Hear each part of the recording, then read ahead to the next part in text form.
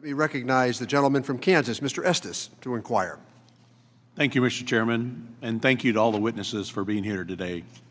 You know, as we conduct this hearing, our nation's economy is experiencing historic growth and the lowest unemployment numbers in nearly 50 years. You know, in fact, we have the highest number of Americans working today than ever before, which is great news for workers and for families across the country. You know, that strong economic growth since the Tax Cuts and Jobs Act has really strengthened Social Security. And more people with more jobs is putting more money into the Social Security system to help support those retirees. But following this progress, you know, the committee and Congress we've made over jumpstarting the economy, we've now got to look at ways that we can help people prepare for their retirement once their careers are over. Our current retirement system, which is a combination of retirement savings, whether it's from defined benefit plans or defined contribution plans like 401ks or 403bs, private savings, Social Security, you know, they've worked well for a large number of our employees, or large number of our citizens. But we've got to address some of the unique aspects of Americans, particularly things like different life expectancies. I believe we can work together in bipartisan ways to make some of these components better for all Americans. You know, as far as savings go, I was a proud supporter of the Family Saving Act, which would have made it easier for businesses to promote 401ks and IRA retirement plans for more employers who did not have that and did not provide that for their employees. We were also able to debate 529 plans and universal savings accounts, and I hope some of those ideas get included in our discussions as we move forward. As far as pensions, I'm a former state treasurer from the state of Kansas, and have firsthand knowledge about how to manage in that public employee retirement system. I know how vital these retirement systems are to millions of workers and families. In fact, in Kansas, there are over 300,000 individuals that are members of the public employee retirement system. And during my term as treasurer, we spent a lot of time working on how do we address some of the reforms that are necessary for that plan. Hope we can address some of that as we move forward in this session of Congress.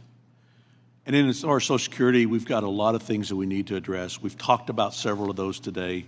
Social Security was established as a plan where a large number of employers or a large number of employees contributed to support each retiree. And as seen earlier, now we're looking at only 2 workers supporting each retiree. So we've got to make some of these changes. But I think there's some real opportunities for us to work in bipartisan ways to address some of those issues. I wanted to ask a couple questions. Mr. Biggs, you know, talking about Social Security, you know, some of the proposals being talked about would change benefits across the board for all participants in the Social Security system. Are there ways that we can particularly target for lower income individuals to make sure they get a supporting benefit, since that's so important for their retirement income? Well, thank you. It's a little bit tricky within the Social Security benefit formula to target benefits, which leads to the issue of if you want to raise benefits for lower income retirees, you can often end up raising them for everyone else as well, which may not be necessary. So there are a variety of aspects of proposals that have tried to target the benefit increases on the people who need them the most. I've talked about ways of increasing benefits for, say, the bottom third of retirees, but without raising them across the board, because that's where it gets very, very expensive. With some of the benefit expansion plans, although it seems like it's aimed at low-income people, most of the benefit increases actually go to middle and higher income retirees, and that's a cost that's made difficult given the rising cost of Medicare, all the other things we have to do. So I think that's something that policymakers should look at.